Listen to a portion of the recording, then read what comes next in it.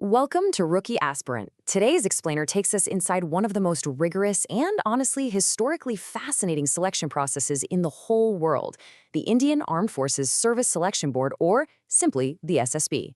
Now, I want to be clear right off the bat, this is not just your standard run-of-the-mill job interview. Not even close. It's an intense, multi-day crucible. It's meticulously designed to strip away all the superficial layers, bypass any of those rehearsed answers you might have memorized, and uncover a candidate's true personality and their hidden leadership potential.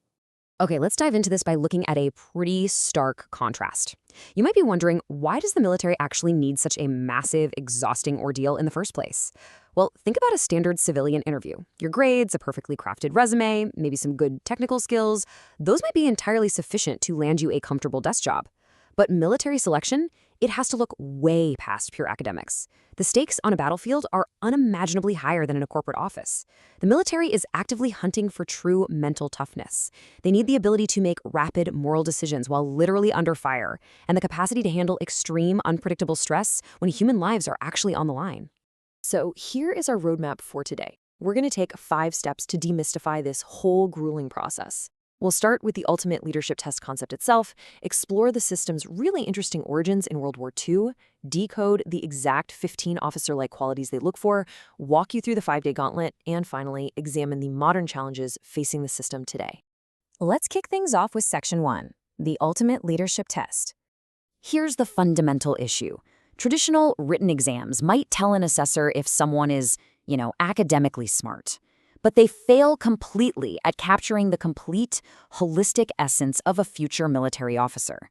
I mean, you simply cannot measure courage or adaptability on a multiple-choice test, right?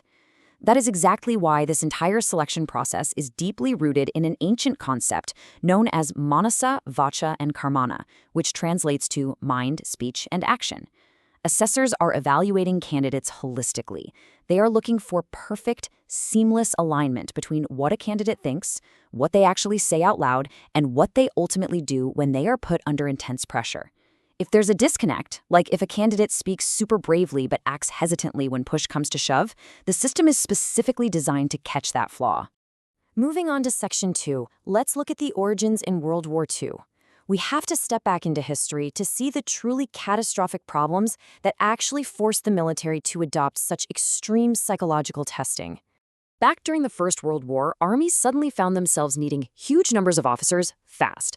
The old ways of selecting them, which were based mostly on education, aristocracy, or just physical strength, quickly showed their limits.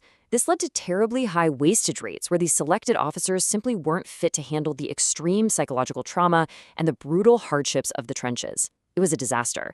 So by the Second World War, a real scientific approach was desperately needed.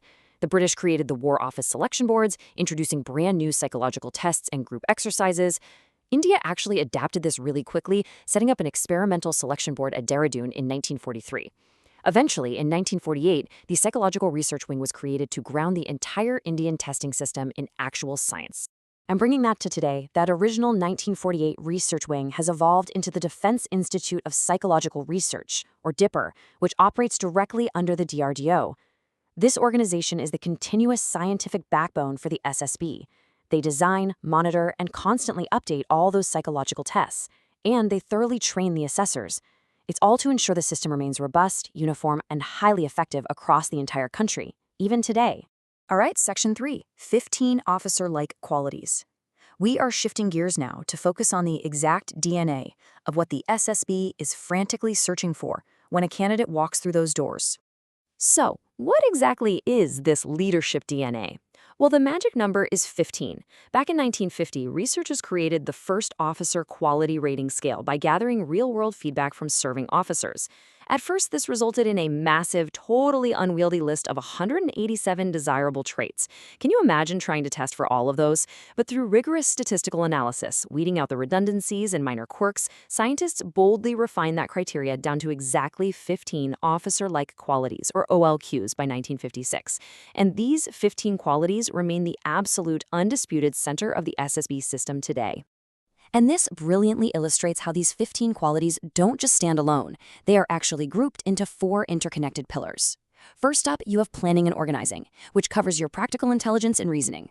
Second, social adjustment, highlighting your adaptability and your sense of responsibility to others. Third is social effectiveness, where they're looking for real initiative and self-confidence. And finally, dynamic qualities, which focus purely on raw courage, stamina, and determination.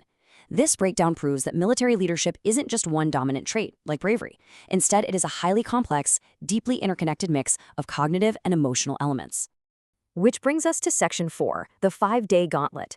This is where things get really intense, so let's pick up the pace and simulate the actual pressure of these testing days. Think of this as the candidate's ultimate hero's journey. For 5 relentless days, candidates are billeted together and observed constantly.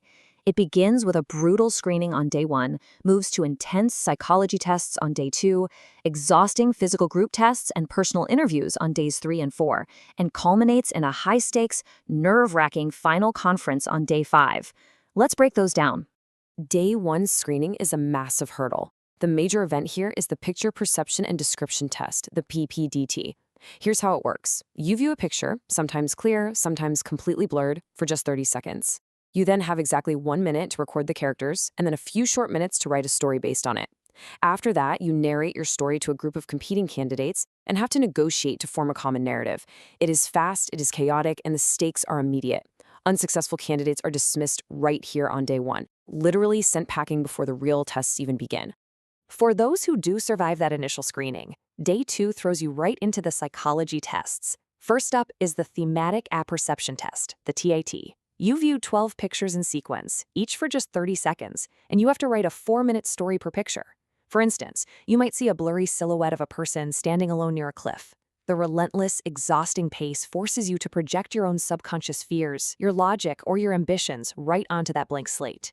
It is intentionally designed to cut right through surface-level practiced answers to reveal your genuine hidden attitudes. And there is no time to rest, because immediately following the TAT is the Word Association Test, or WAT. You are shown 60 simple, everyday words, but each one flashes on the screen for only 15 seconds. You must instantly write down the very first thought that comes to your mind. If you see the word blood, do you write death, or do you write donation? This rapid-fire structure forces spontaneous, unpracticed reveals of your psychology. There is simply zero time to sit back and fabricate a perfectly sanitized military-sounding answer. The final rapid-fire hurdle of day 2 is the Situation Reaction Test, the SRT. Candidates are handed a booklet of 60 intense, real-world situations. Imagine reading, you find a suspicious ticking package on a crowded train, or you're dealing with an injured teammate in hostile territory. You are given just 30 minutes to write out your responses for all 60 scenarios.